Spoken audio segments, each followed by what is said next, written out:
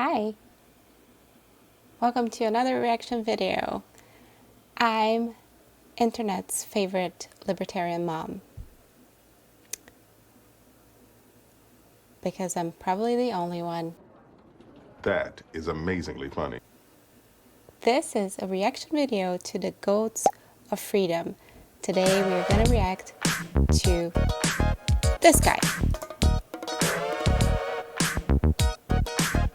I mow your lawn, repair your roof, or teach your kid economics, and in turn you give me dollars.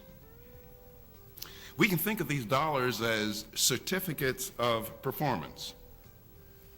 With these certificates of performance that I have in hand, I go to my grocer and I ask him to give me a pound of steak and a six-pack of beer that my fellow man produced.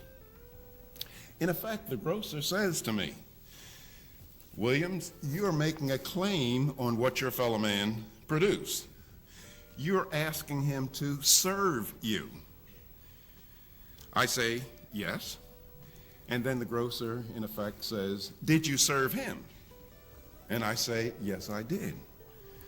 And the grocer responds, prove it. Then I show him these certificates of performance that some people call dollars or pesos or marks. And those certificates of performance stand as evidence that I have served my fellow man. That's how income is generated in a free society, by serving your fellow man. What a brilliant way to explain it, right? This is Walter E. Williams. He was a brilliant economist, friends with Thomas Sowell. He was from Philadelphia, and he was a classical liberal, or libertarian, as we like to call it these days, because liberals stole our name. I have only learned about this guy in the past year or so. I am actually surprised that not more people know about him. I think they should. He has a very plain way of explaining difficult concepts. Now contrast the morality of having to serve one's fellow man as a condition of being served by him with the alternative. Government can say to me, Williams, it's too hot. You don't have to mow your fellow man's lawn. Just sit on your butt and watch Oprah. As long as you're loyal to me, I will take what your fellow man produces and give it to you. I would say that that is a vision that's immoral. And how are you loyal to the government? By voting for the politicians that do this kind of things. Some people are more effective at serving and pleasing their fellow man than others. And as a result, they earn a greater number of certificates of performance, and hence have higher claims on what their fellow man produces. Take Luciano Pavarotti. Why is his income higher than mine? Well, it's because of people like you. That is, you will plunk down $75 to hear Pavarotti sing an aria from La Boheme, but how much would you be willing to plunk down for me to sing the same aria? Yeah, Luciano Pavarotti is he alive still? An Italian opera singer. People pay lots of money to see him because he's very talented. He's very good at what he does. And I don't think it's controversial to say that about an opera singer.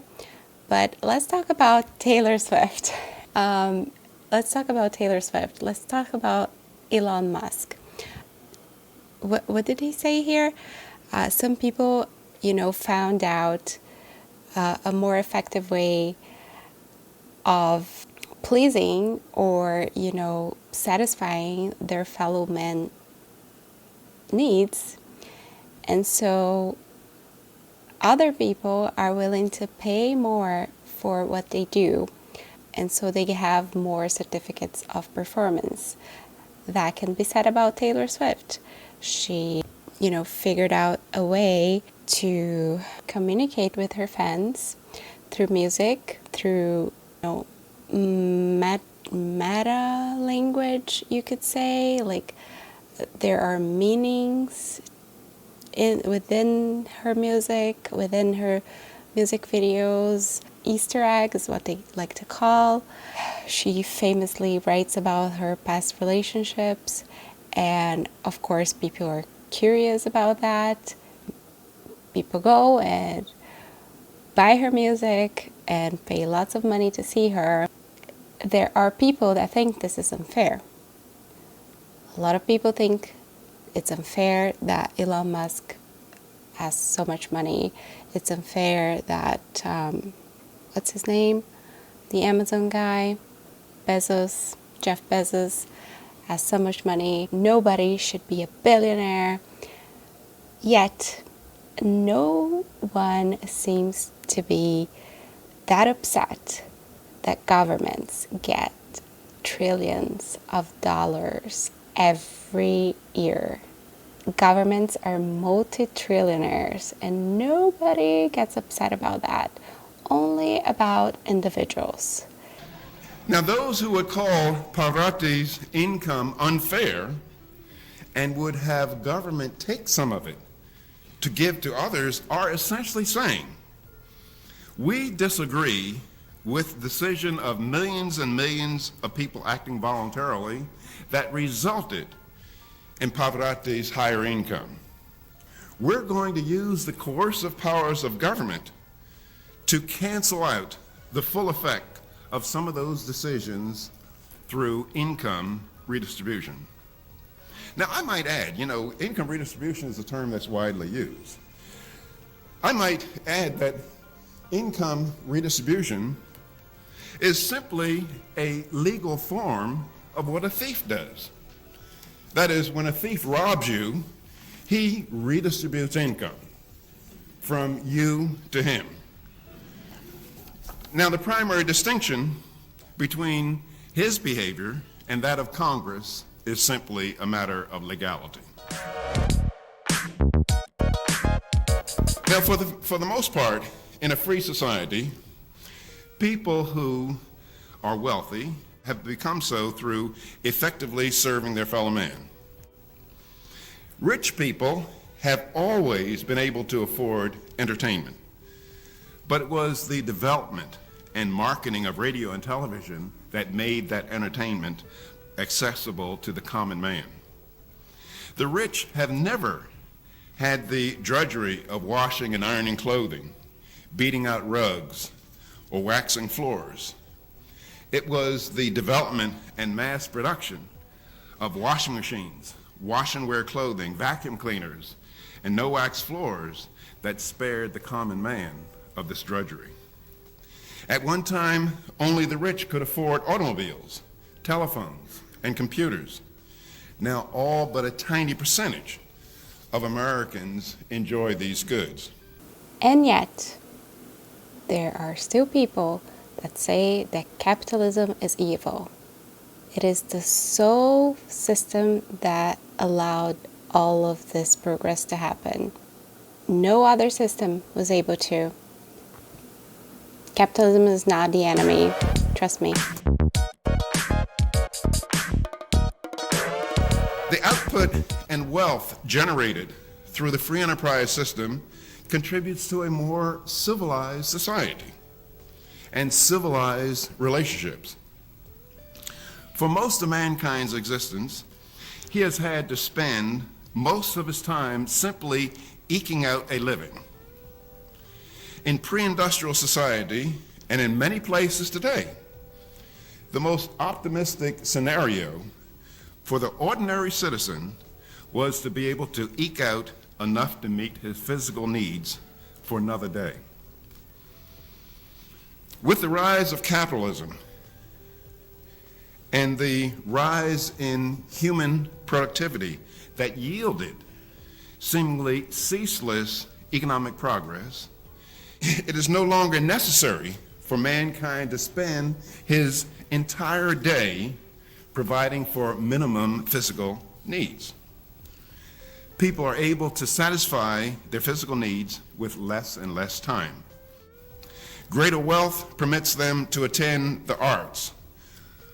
It permits them to afford recreation and contemplate a more fulfilling and interesting life and activities and do other culturally enriching things as a result of the engine of technological progress. It's so easy to take a lot of things that we have today for granted. I made a video about Magatte Wade, Lover. She's a libertarian entrepreneur born in Senegal, and she talks about libertarianism, especially in Africa. She talks about why Africa is poor. A lot of people think it's because of slavery, but it's actually because Africa is the most regulated region in the world. It's very difficult for entrepreneurs to exist, to have their businesses, to employ people. She talks about her background and how her life in Africa was before she moved to Germany with her parents. Her parents were economic migrants, as my husband and I are, which by definition is people that move to other countries not because of war or not because they're politically persecuted, but just because they want more opportunities and more safety for their families. So that's what her parents did, and she stayed with her grandma. And when she was living with her grandma before her parents took her to Germany, for having like potable water, they had to walk long distances and with buckets and then bring back. So the tiniest things, that we have just by clicking a button today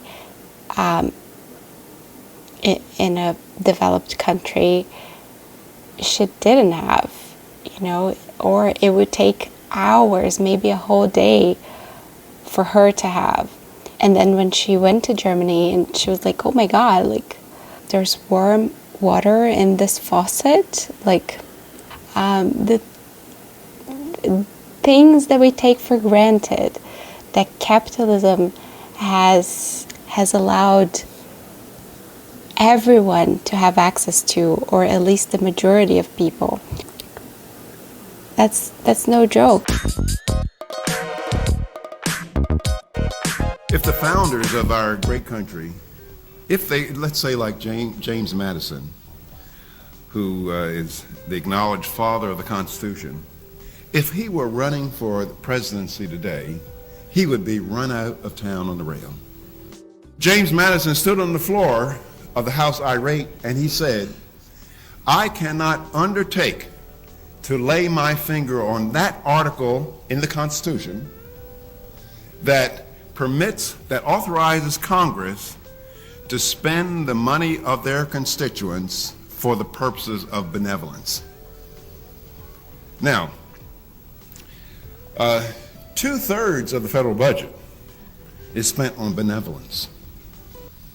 That is, government taking the rightful property of one American and giving it to another to whom it does not belong.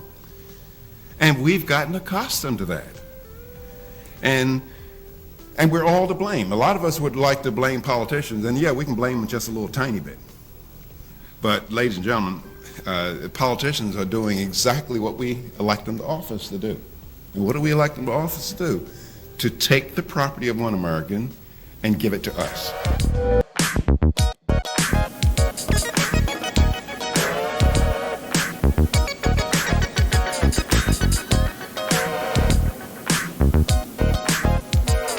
What a beautiful quote by Frederick Bastiat here at the end of this video. The link will be down below if you want to watch the original. Loves this channel. This is a great channel to learn about the classic scholars that were talking about these things before us. And yes, we have grown so accustomed with taxes. Tax rates are becoming higher and higher every year, everywhere. Governments are becoming larger and larger. It's actually controversial to be opposed to that. That's how much accustomed we have become. And I think this is a problem. If you think so too, subscribe to my channel. Thanks for watching. Let me know what I should react to next. I need ideas, please. And I think that's it for this video.